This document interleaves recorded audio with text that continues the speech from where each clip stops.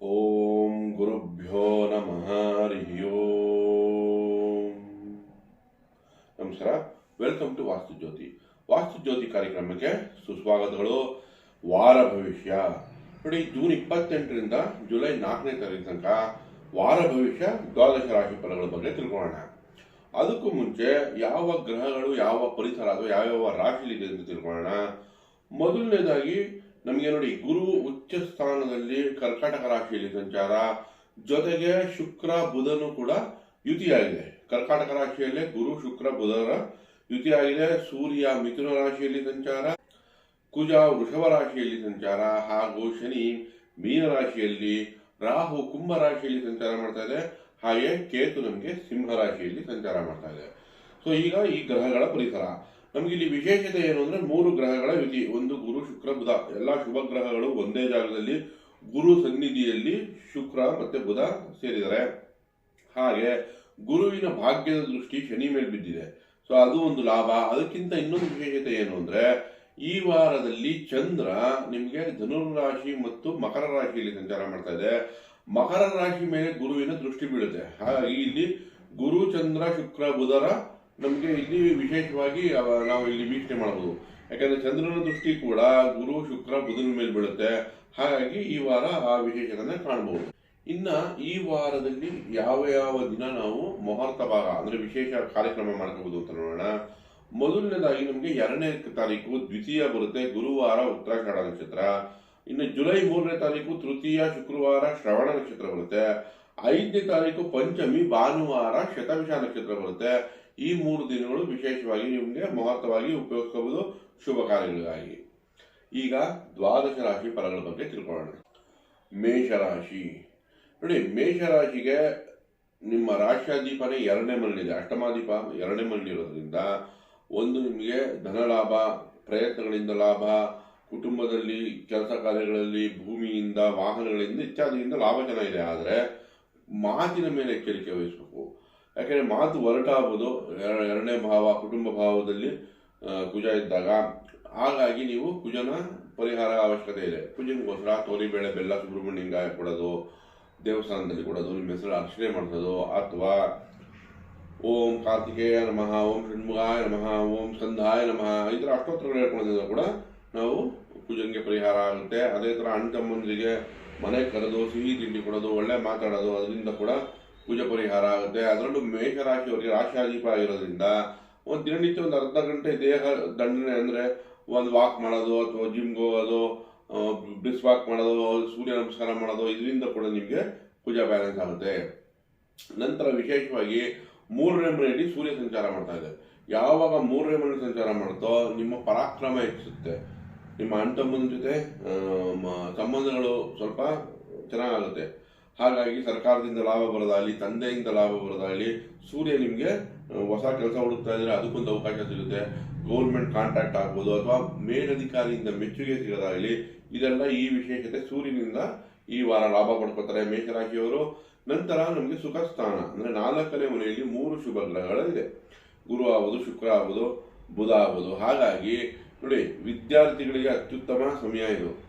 ಅದೇ ತರನೇ ವಾಹನ ಖರೀದಿಗೆ ಅಥವಾ ಏನಾರ ಜ್ಯುವೆಲರಿ ತಗೋಬೇಕು, ಅಲಂಕಾರಿಕ ವಸ್ತುಗಳು ತಗೊಂಡೋಗ್ಬೇಕು, ಎಲ್ಲ ಶುಭ ಕಾರ್ಯಗಳಿಗೂ ಈಗ ಅನುಕೂಲ ಮಾಡ್ಕೊಡುತ್ತೆ. ಅದರಲ್ಲೂ ವಿಶೇಷವಾಗಿ ಹೆಣ್ಣು ಮಕ್ಕಳಿದ್ರೆ ಮೇಷರಾಶಿಯವರಿಗೆ, ಅವ್ರಿಗೆ ಈ ತರ ಜ್ಯುವೆಲರಿ ತಗೊಳೋದಾಗ್ಲಿ ಅಥವಾ ಹೊಸ ವಸ್ತ್ರಗಳು ಖರೀದಿ ಮಾಡೋಕ್ಕೆ ಒಳ್ಳೆ ಅವಕಾಶ ಸಿಗುತ್ತೆ. ಗಂಡು ಮಕ್ಕಳಾದ್ರೆ ವಧುವರ ಅನ್ವೇಷಣೆಗೆ ಸಹಾಯ ಆಗುತ್ತೆ, ಯಾಕಂದ್ರೆ ಗುರು ಶುಕ್ರರು ಯುತಿ ಆಗಿದ್ದಾರೆ. ಇನ್ನು ಬುಧನಿಂದ ವಿದ್ಯಾಭ್ಯಾಸ ಆಗಿರ್ಬೋದು, ಅಥವಾ ನಿಮಗೆ ಬಿಸಿನೆಸ್ ಆಗಿರ್ಬೋದು, ವ್ಯಾಪಾರ ವಹಿವಾಟುಗಳಿಗೆ ಬುಧ ನಿಮ್ಗೆ ಅನುಕೂಲ ಮಾಡ್ಕೊಡುತ್ತೆ, ವಿದ್ಯಾಭ್ಯಾಸಕ್ಕೆ ಅನುಕೂಲ ಮಾಡ್ಕೊಡುತ್ತೆ. ವಿಶೇಷವಾಗಿ ನೋಡಿ, ನಮಗೆ ಚಂದ್ರ ನಿಮಗೆ ಕರ್ಮಸ್ಥಾನ ಅಂದ್ರೆ ಭಾಗ್ಯ ಮತ್ತು ಕರ್ಮಸ್ಥಾನ 9, 10ನೇ ಮನೆ ಸಂಚಾರ ಮಾಡ್ತಾ ಇರೋದ್ರಿಂದ ವಾರದ 2ನೇ ದಿನ 3ನೇ ದಿನ ಸ್ವಲ್ಪ ನಿಧಾನ ಅನಿಸಿದ್ರು ವಾರ ಅಂತ್ಯದಲ್ಲಿ ಅಂದ್ರೆ ಗುರುವಾರ, ಶುಕ್ರವಾರ, ಶನಿವಾರ ಆ ಸಮಯದಲ್ಲಿ ನಿಮಗೆ ಲಾಭ ಹೆಚ್ಚಾಗುತ್ತೆ, ಶುಭ ಕಾರ್ಯಗಳು ಹೆಚ್ಚಾಗುತ್ತೆ. ಹಾಗೆ ಖರ್ಚು ಕೂಡ ಇದೆ. ಯಾಕಂದ್ರೆ ಗುರು ದೃಷ್ಟಿ ಬಿದ್ದಾಗ ಒಂದು ಸ್ವಲ್ಪ ದುಡ್ಡು ಹಣ ಬಂದ್ರೂ ಶುಕ್ರನ ದೃಷ್ಟಿ ಬಿದ್ದಾಗ ಅದು ಶುಭ ಕಾರ್ಯಗಳು ಖರ್ಚು ಆಗೋ ಚಾನ್ಸಸ್ ಇರುತ್ತೆ. ಸೊ ಹಾಗಾಗಿ ಓವರ್ ಆಲ್ ಆಗಿ ತಗೊಂಡಾಗ ನಿಮಗೆ ತುಂಬಾ ಅನುಕೂಲಕರ ಈ ವಾರ. ಆದ್ರೆ ನೋಡಿ, ಶನಿ ನಮ್ಗೆ ಅಂದ್ರೆ 7.5 ಇರೋದ್ರಿಂದ ಶನೇಶ್ವರನಿಗೆ ಪರಿಹಾರ ಮಾಡ್ಕೋಬೇಕಾಗತ್ತೆ. ಎಲ್ಲ ಕೆಲಸಗಳು ಶುಭ ಕಾರ್ಯಗಳು ನಿಧಾನ ಮಾಡುವಂತಹ ಚಾನ್ಸಸ್ ಇರುತ್ತೆ. ಕೈಗೆ ಬಂದಿದ್ದು ಬಾಯಿಗೆ ಬರ್ದಿರಂಗ ಆಗ್ಬೋದು. ಹಾಗಾಗಿ ಶನೈಶ್ವರನಿಗೋಸ್ಕರ ನೀಲಾಂಜನ ಸಮಾಭಾಸಂ ರವಿಪುತ್ರಯಮಾಗ್ರಜಂ ಛಾಯಾ ಮಾರ್ತಾಂಡ ಸಂಭೂತಂ ತಂ ನಮಾಮಿ ಶನೈಶ್ವರಂ. ಒಂದು 21 ಬಾರಿ ನಿತ್ಯ ಹೇಳ್ಕೊಳ್ಳಿ. ಸಹನೆ ಶಾಂತಿ ಮನೇಲಿ ಕಾಪಾಡ್ಕೊಳ್ಳಿ. ಜೊತೆಗೆ ಸಾಲದ ಮೇಲೆ ಸಾಲಕ್ಕೆ ಸಿಗಾಕೊಳ್ಳದೆ ಈಗಿರೋ ಸಿಚುಯೇಷನ್ನು ಯಾವ ತರ ವಿಷಯ ಇದೆ, ಹೇಗೆ ಇದನ್ನ ಸರಿ ಮಾಡ್ಕೋಬಹುದು ಅಂತ ಹಿರಿಯರೊಂದಿಗೆ ಸಂವಾದ ಮಾಡಿ ಕೆಲಸ ಮಾಡೋದ್ರಿಂದ ಕೂಡ ನಿಮಗೆ ಶನೈಶ್ವರಂದು ಪರಿಹಾರ ಆಗುತ್ತೆ. ಯಾಕಂದ್ರೆ ಶನೈಶ್ವರ ಅಂದ್ರೆ ಎಕ್ಸ್ಪೀರಿಯನ್ಸ್ ಅಂತ. ಸೊ ಆ ಎಕ್ಸ್ಪೀರಿಯನ್ಸ್ ಇರೋರ ಹತ್ರ ನೀವು ಸ್ವಲ್ಪ ಮಾತಾಡೋದ್ರಿಂದ ನಿಮಗೆ ಪರಿಹಾರ ಸಿಗುತ್ತೆ. ಸೊ ಓವರ್ ಆಲ್ ತೊಂದರೆ ಈ ವಾರ ಚೆನ್ನಾಗಿದೆ ಅಂತ ಹೇಳ್ಬೋದು ಮೇಷರಾಶಿಯವರಿಗೆ. ಒಳ್ಳೆಯದಾಗಿ. ವೃಷಭ ರಾಶಿ ನೋಡಿ, ವೃಷಭ ರಾಶಿಯವರಿಗೆ ಅಷ್ಟಮ 8 ಮತ್ತು 9ರಲ್ಲಿ ಚಂದ್ರ ಸಂಚಾರ. ನಿಮಗೆ ಚಂದ್ರನಿಂದ ಮಿಶ್ರ ಫಲ ಇದೆ. ಸೊ ಸ್ಟಾರ್ಟಿಂಗ್ ಸ್ವಲ್ಪ ಒತ್ತಡಗಳಿದ್ರು, ವಾರಾಂತ್ಯದಲ್ಲಿ ಶುಭ ಇರುತ್ತೆ. ಗುರುವಿನ ದೃಷ್ಟಿ, ಶುಕ್ರನ ದೃಷ್ಟಿ ಚಂದ್ರನ ಮೇಲೆ ಬಿದ್ದಾಗ ಪಾಸಿಟಿವ್ ಇದೆ. ನಿಮ್ಮ ರಾಶಿಯಾಧಿಪಂದೇ ದೃಷ್ಟಿ ಬೀಳುತ್ತೆ. ಹಾಗಾಗಿ ನಿಮಗೆ ಅನುಕೂಲಕರ ವಾತಾವರಣ ಸೃಷ್ಟಿಯಾಗುತ್ತೆ. ಅದೇ ತರನೇ ಮಂಗಳ ಸಪ್ತಮಾಧಿಪತಿಯಾಗಿ ನಿಮ್ಮ ರಾಶಿಯಲ್ಲಿಯೇ ಇರೋದ್ರಿಂದ ವ್ಯಾಪಾರ ವ್ಯವಹಾರಗಳಲ್ಲಿ ಅಂದ್ರೆ ಬಿಸಿನೆಸ್ ಪಾರ್ಟ್ನರ್ ಜೊತೆ ಸ್ವಲ್ಪ ಎಚ್ಚರಿಕೆಯಿಂದ ವ್ಯವಹರಿಸಿ. ಪತಿ ಅಥವಾ ಪತ್ನಿಯೊಂದಿಗೆ ಮಾತಾಡುವಾಗ ಸ್ವಲ್ಪ ಸಹನೆ ಶಾಂತಿ ಕಾಪಾಡ್ಕೊಳ್ಳಿ. ಇಲ್ಲಿ ನಮಗೆ ಕುಜಿಗೆ ಪರಿಹಾರ ಬೇಕು. ಓಂ ಸ್ಕಂದಾಯ ನಮಃ, ಗುಹಾಯ ನಮಃ, ಕಾರ್ತಿಕೇಯ ನಮಃ, ಸ್ಕಂದಾಯ ನಮಃ ಈ ತರ ಅಷ್ಟೋತ್ತರಗಳು ದಿನನಿತ್ಯ ಒಂದು 21 ಬಾರಿ ಹೇಳ್ಕೊಳ್ಳಿ. ಅಥವಾ ನಿಮ್ಮ ಅಣ್ಣತಮ್ಮರನ್ನ ಕರೆದು ಅವರಿಗೆ ಸಿಹಿ ತಿಂಡಿ ಕೊಡೋದಾಗಲಿ, ಅಥವಾ ತೊಗರಿಬೇಳೆ ಬೆಲ್ಲನ ಸುಬ್ರಹ್ಮಣ್ಯನ ದೇವಸ್ಥಾನದಲ್ಲಿ ಕೊಡೋದ್ರಿಂದ ಕೂಡ ನಿಮಗೆ ಅನುಕೂಲ ಹೆಚ್ಚಾಗುತ್ತೆ. ಇನ್ನು 2ನೇ ಮನೆ ಸೂರ್ಯ ಇದೆ, 4ನೇ ಮನೆ ಅಧಿಪತಿ. ಸೊ 2ನೇ ಮನೆ ಸೂರ್ಯ, 4ನೇ ಮನೆ ಅಧಿಪತಿ ನಿಮಗೆ ಮನೆಯಿಂದ, ಕುಟುಂಬದಿಂದ, ತಾಯಿಯಿಂದ ಕೂಡ ಲಾಭ ಇಲ್ಲಿ ನಿರೀಕ್ಷಿಸಬಹುದು. ಆದ್ರೂ ಕೂಡ ಮಾತಿನ ಮೇಲೆ ಎಚ್ಚರಿಕೆ ವಹಿಸಬೇಕಾಗುತ್ತೆ.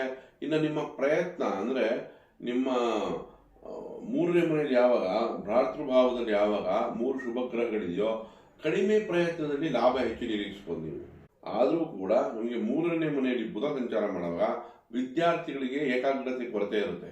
ಹಾಗಾಗಿ ವಿಷ್ಣು ಸಹಸ್ರನಾಮ ಪಡಿಸೋದಾಗಲಿ ಅಥವಾ ಅಷ್ಟೋತ್ರಗಳು, ನಾರಾಯಣನ ಅಷ್ಟೋತ್ರ, ಕೃಷ್ಣನ ಅಷ್ಟೋತ್ರಗಳು ಹೇಳ್ಕೊಳ್ಳೋದ್ರಿಂದ ನಮಗೆ ಮೈಂಡ್ ಬ್ಯಾಲೆನ್ಸ್ ಆಗುತ್ತೆ. ಅಂದರೆ ಬುಧನ ಬ್ಯಾಲೆನ್ಸ್ ಮಾಡ್ಬೋದು. ಅದೇ ಥರನೇ ನಮಗೆ 3ನೇ ಮನೆಯಲ್ಲಿ ಶುಕ್ರ ಲಾಭದಾಯಕವಾಗಿ ರಿಸಲ್ಟ್ ಕೊಡುತ್ತೆ. ನಿಮ್ಮ ರಾಶಿಯಾಧಿಪನಾಗಿ 6ನೇ ಮನೆ ಅಧಿಪತಿನೇ ಆಗಿರೋದ್ರಿಂದ ಸಣ್ಣ ಸಣ್ಣ ಪ್ರವಾಸಗಳು ಉತ್ಪತ್ತಿ ಆಗೋದು ಕೆಲಸದಲ್ಲಿ, ಅದರಿಂದ ಲಾಭನ ನಿರೀಕ್ಷಿಸ್ಬೋದು. ಜೊತೆಗೆ ನೋಡಿ, ಗುರು ಉಚ್ಚ ಸ್ಥಾನದಲ್ಲಿರೋದ್ರಿಂದ ಅಣ್ಣ ತಮ್ಮಂದಿರ ಸಹಾಯ ಕೂಡ ಸಿಗುತ್ತೆ. ಬಟ್ ನಮಗೆ ಸುಖ ಸ್ಥಾನದಲ್ಲಿ ಕೇತು ಇದೆ. 4ನೇ ಮನೆಯಲ್ಲಿ ಕೇತು ಇದ್ದಾಗ ಮನೆ, ಕುಟುಂಬ ಅಥವಾ ತಾಯಿ ಬಗ್ಗೆ ಚಿಂತೆ, ಕುಟುಂಬದಲ್ಲಿ ಏನೋ ಒಂದು ವೈರಾಗ್ಯ ಮನೆಯಲ್ಲಿ. ಹಾಗಾಗಿ ಕೇತುವಿಗೆ ಪರಿಹಾರ ಬೇಕು. ಗಣೇಶನ ಆರಾಧನೆ ಮಾಡಿ, ಗಣೇಶನ ದೇವಸ್ಥಾನಕ್ಕೆ ಭೇಟಿ ಕೊಟ್ಟು ನಿಮ್ಮ ಹೆಸರು ಅರ್ಚನೆಗಳನ್ನ ಮಾಡಿಸಿ, ಅದರಿಂದ ಖಂಡಿತ ಲಾಭಗಳು ನಿಮಗೆ ಹೆಚ್ಚಿಗೆ ನಿರೀಕ್ಷಿಸಬಹುದು. ಇನ್ನು 11ನೇ ಮನೆಯಲ್ಲಿ ಶನೈಶ್ವರನು ನಿಮಗೆ ಕೆಲಸ ಕಾರ್ಯಗಳಲ್ಲಿ ಸ್ಟೆಬಿಲಿಟಿ ಕೊಡುತ್ತೆ. 10ನೇ ಮನೆಯಲ್ಲಿ ರಾಹು ಇರೋದ್ರಿಂದ ಹೊರದೇಶಕ್ಕೆ ಹೋಗುವಂತ ಪ್ರಸಂಗಗಳು, ಅಂದ್ರೆ ನೀವು ಎಕ್ಸ್ಪೆಕ್ಟ್ ಮಾಡಬೇಕಾದ್ರೆ ಹೋಗುವ ಆಸೆ ಇದ್ರೆ, ಅಂದ್ರೆ ನೀವು ಆನ್ ಸೈಡ್ ಜಾಬ್ ಹುಡುಕ್ತಾ ಇದ್ರೆ ಸಿಗುವಂತ ಚಾನ್ಸಸ್ ಇಲ್ಲಿ ಹೆಚ್ಚಾಗುತ್ತೆ. ಇನ್ನು 15ನೇ ತಾರೀಕು ತನಕ ನಂತರ ಕೆಲಸ ಹುಡುಕ್ತಾ ಇರೋರಿಗೆ ಕೆಲಸ ಸಿಗೋಕ್ಕೂ ಚಾನ್ಸಸ್ ಹೆಚ್ಚಾಗುತ್ತೆ. ಓವರ್ ಆಲ್ ಆಗಿ ತಗೊಂಡ್ರೆ ವೃಷಭ ರಾಶಿಯವರಿಗೆ ಚೆನ್ನಾಗಿದೆ ಅಂತ ಹೇಳಬಹುದು. ಒಳ್ಳೆದಾಗಲಿ. ಮಿಥುನ ರಾಶಿ ನೋಡಿ, ಮಿಥುನ ರಾಶಿಯವರಿಗೆ ಸಪ್ತಮ ಮತ್ತು ಅಷ್ಟಮದಲ್ಲಿ ಚಂದ್ರ ಸಂಚಾರ.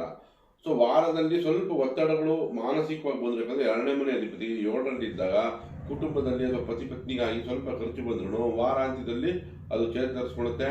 ಹಾಗೆ ನೋಡಿ, ನಿಮಗೆ 12ನೇ ಮನೆಯಲ್ಲಿ ಕುಜ. ಸೊ 12ನೇ ಮನೆಯಲ್ಲಿ ಕುಜ ಇದ್ದಾಗ ಮಾತುಕತೆಯಲ್ಲಿ ಎಚ್ಚರಿಕೆ ವಹಿಸಬೇಕು. ಅಂದ್ರೆ ಪತಿ ಅಥವಾ ಪತ್ನಿ ಅಥವಾ ಬಿಸ್ನೆಸ್ ಪಾರ್ಟ್ನರ್ ಜೊತೆ ವಾಗ್ವಾದಗಳಾಗೋ ಚಾನ್ಸಸ್ ಇರುತ್ತೆ. ಹಾಗಾಗಿ ಇಲ್ಲಿ ಕುಜ ಶಾಂತಿ ಅಗತ್ಯ. ತೊಗರಿಬೇಳೆ ಬೆಲ್ಲವನ್ನು ಸುಬ್ರಹ್ಮಣ್ಯನ ದೇವಸ್ಥಾನ ಕೊಡಿ, ಸುಬ್ರಹ್ಮಣ್ಯನ ಆರಾಧನೆ ಮಾಡಿ, ಸುಬ್ರಹ್ಮಣ್ಯನ್ಗೆ ನಿಮ್ಮ ದೇವಸ್ಥಾನಕ್ಕೆ ಭೇಟಿ ಕೊಟ್ಟು ನಿಮ್ಮ ಹೆಸರು ಅರ್ಚನೆಗಳನ್ನು ಮಾಡಿಸಿ. ಅದರಿಂದ ತಕ್ಕ ಮಟ್ಟಿಗೆ ಕುಜ ಪರಿಹಾರ ಆಗುತ್ತೆ. ಹಾಗೆ ನಿಮ್ಮ ರಾಶಿಯಲ್ಲೇ ಸೂರ್ಯ ಸ್ಥಿತ, 3ನೇ ಮನೆ ಅಧಿಪತಿ ನಿಮ್ಮ ರಾಶಿಯಲ್ಲಿದ್ದಾಗ ನಿಮಗೆ ಪ್ರಯತ್ನಗಳು ಹೆಚ್ಚಬೇಕಾಗುತ್ತೆ. ಮಿಥುನ ರಾಶಿಯವರಿಗೆ ಎಷ್ಟು ನೀವು ಪ್ರಯತ್ನ ಪಡ್ತೀರೋ ಅಷ್ಟು ಲಾಭನ ಗುರು ತಂದುಕೊಡ್ತಾ ಇದೆ.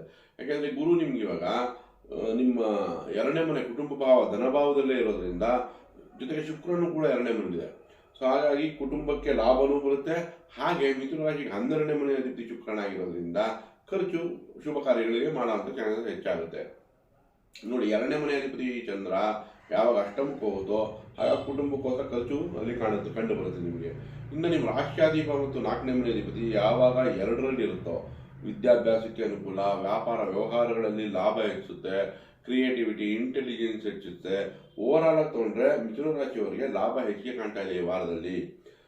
ನಂತರ ನಿಮಗೆ ಕರ್ಮಸ್ಥಾನದಲ್ಲಿ ಶನೈಶ್ಚರ ಸಂಚಾರ. ಸೊ ಅಲ್ಲಿ ನಿಮಗೆ ಕಾರಕನೇ ಕರ್ಮಕಾರಕ ಆಗಿರೋದ್ರಿಂದ ಕೆಲಸದಲ್ಲಿ ಸ್ಟೆಬಿಲಿಟಿ ಕೊಡುತ್ತೆ. ಸೊ ಓವರ್ ಆಲ್ ಆಗಿ ಮಿಥುನ ರಾಶಿಯವರು ತುಂಬ ಚೆನ್ನಾಗಿದೆ ಈ ವಾರ, ಒಳ್ಳೆದಾಗಲಿ. ಕರ್ಕ ರಾಶಿ. ಕರ್ಕ ರಾಶಿಯವರಿಗೆ ನಿಮ್ಮ ರಾಶಿಯಾಧಿಪನೆ 6 ಮತ್ತು 7ರಲ್ಲಿ ಸಂಚಾರ ಮಾಡ್ತಾ ಇದೆ.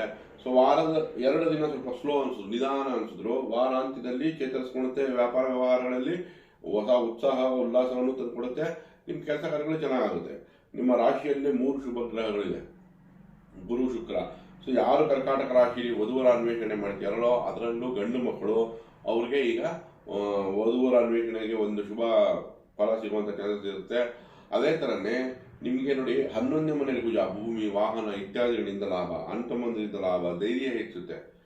ಸೂರ್ಯ 12ರಿಂದ ನೋಡಿ 2ನೇ ಮನೆಯಲ್ಲಿ 12ರಲ್ಲಿದ್ದಾಗ ಕುಟುಂಬಕ್ಕೆ ಖರ್ಚು, ತಂದೆಗೋಸ್ಕರ ಖರ್ಚಾಗೋದಾಗಲಿ. ಹಾಗಾಗಿ ನೋಡಿ ಕೇತು ಕೂಡ 2ನೇ ಮನೆಯಲ್ಲಿದೆ. ಸೊ ಹಾಗಾಗಿ ಸೂರ್ಯನಿಗೆ ಪರಿಹಾರ ಮಾಡ್ಕೋಬೇಕಾಗುತ್ತೆ. ಸೂರ್ಯ ಉದಯಕ್ಕೆ ಎದ್ದು ಸೂರ್ಯ ನಮಸ್ಕಾರಗಳನ್ನು ಮಾಡೋದು, ಒಂದು ಸೂರ್ಯ ಉದಯ ಸಮಯದಲ್ಲಿ ಅಂದರೆ ಸನ್ರೈಸ್ ಟೈಮಲ್ಲಿ ಬ್ರಿಸ್ಕ್ ವಾಕ್ ಮಾಡೋದು, ಅದೇ ಜೊತೆಗೆ ತಂದೆಗೆ ಏನಾದರೂ ಸಹಾಯ ಮಾಡೋದು, ಸೂರ್ಯನಾರಾಯಣನ ಅಷ್ಟೋತ್ತರಗಳು ಹೇಳ್ಕೊಳ್ಳೋದು, ಇದರಿಂದ ನಿಮಗೆ ಸೂರ್ಯ ಪರಿಹಾರ ಆಗುತ್ತೆ. ಗೋಧಿ ದಾನ ಮಾಡೋದು ನಾರಾಯಣನ ದೇವಸ್ಥಾನದಲ್ಲಿ, ಅದು ಕೂಡ ನಿಮಗೆ ಸೂರ್ಯನ ಎನರ್ಜಿನ ಬ್ಯಾಲೆನ್ಸ್ ಮಾಡೋಕ್ಕೆ ನಿಮಗೆ ಹೆಲ್ಪ್ ಮಾಡುತ್ತೆ. ಸೊ ನಮಗೆ ಇವಾಗ ನೋಡಿ ನಿಮ್ಮ ಕರ್ಕರಾಶಿಗೆ 2ನೇ ಮನೆ ಕೇತು ಇರೋದ್ರಿಂದ ಕುಟುಂಬದಲ್ಲಿ ಸ್ವಲ್ಪ ವೈರಾಗ್ಯ ಕಾಣಿಸುತ್ತೆ. ಹಾಗಾಗಿ ದುಡ್ಡು ಏನಾಗುತ್ತೆ, ಬರೋದು ನಿಧಾನ ಆಗುತ್ತೆ. ಸೊ ಹಾಗಾಗಿ ಹಣಕಾಸು ನಿಧಾನಕ್ಕೆ ಪರಿಹಾರವಾಗಿ ಗಣೇಶನ ಆರಾಧನೆ ಮಾಡಿ, ಬೀದಿನಾಯಿಗೆ ಆಹಾರ ಕೊಡಿ. ಸೊ ಇದರಿಂದ ನಿಮಗೆ ಕೇತುವಿಗೆ ಪರಿಹಾರ ಆಗುತ್ತೆ. ಪಲಾಶ ಪುಷ್ಪ ಸಂಕಾಶಂ ತಾರಕಾಗ್ರಹಮಸ್ತಕಂ ರೌದ್ರಂ ರೌದ್ರಾತ್ಮಕಂ ಘೋರಂ ತಂ ಕೇತುಂ ಪ್ರಣಮಾಮ್ಯಹಂ. ಇದನ್ನ ಹೇಳ್ಕೊಳ್ಳೋದ್ರಿಂದ ಖಂಡಿತ ನಿಮಗೆ ಕೇತು ಪರಿಹಾರ ಆಗುತ್ತೆ. ಹಾಗೆ ಅಷ್ಟಮದ ರಾಹು ಇದ್ರೆ ಕೆಲವು ಸಲ ಮೋಸ ಹೋಗೋ ಚಾನ್ಸಸ್ ಇರುತ್ತೆ. ಆಕಸ್ಮಿಕವಾಗಿ ಹೊಸಬ್ರು ಸಿಕ್ಕಿ ಅವ್ರ ಹತ್ರ ನೀವು ಸಿಗಾಕೊಳ್ಳುವಂಥ ಪರಿಸ್ಥಿತಿ ಬರುವಂಥ ಚಾನ್ಸಸ್ ಇರುತ್ತೆ. ಅದರಲ್ಲೂ ಈ ಒಂದು ವರ್ಷದಲ್ಲಿ ಆ ಥರ ನಡೆದಿರ್ಬೋದು. ಹಾಗಾಗಿ ರಾಹುಗೆ ಪರಿಹಾರ ಬೇಕಾಗುತ್ತೆ. ರಾಹುಗೋಸ್ಕರ ದುರ್ಗಾದೇವಿ ಆರಾಧನೆ ಮಾಡೋದು. ಅರ್ಧಕಾಯಂ ಮಹಾವೀರ್ಯಂ ಚಂದ್ರಾದಿತ್ಯ ವಿಮರ್ಧನಂ ಸಿಂಹಿಕಾ ಗರ್ಭ ಸಂಭೂತಂ ತಂ ರಾಹುಂ ಪ್ರಣಮಾಮ್ಯಹಂ. ಒಂದು 21 ಬಾರಿ ಹೇಳ್ಕೊಳ್ಳಿ. ಉದ್ದಿನ ಬೇಳೆ ದುರ್ಗಾದೇವಿ ದೇವಸ್ಥಾನದಲ್ಲಿ ದಾನ ಕೊಡೋದ್ರಿಂದ ಕೂಡ ಬ್ಯಾಲೆನ್ಸ್ ಆಗುತ್ತೆ. ಓವರ್ ಆಲ್ ಹಾಕೊಂಡ್ರೆ ಕರ್ಕಾಟಕ ರಾಶಿಗೆ ಮಿಶ್ರ ಫಲ ಅಂತ ಹೇಳ್ಬೋದು, ಒಳ್ಳೆದಾಗಲಿ. ದಯವಿಟ್ಟು ಈ ವಿಡಿಯೋ ಇಷ್ಟ ಆಗಿದ್ದಲ್ಲಿ ಲೈಕ್ ಮಾಡಿ, ಶೇರ್ ಮಾಡಿ, ಸಬ್ಸ್ಕ್ರೈಬ್ ಮಾಡಿ.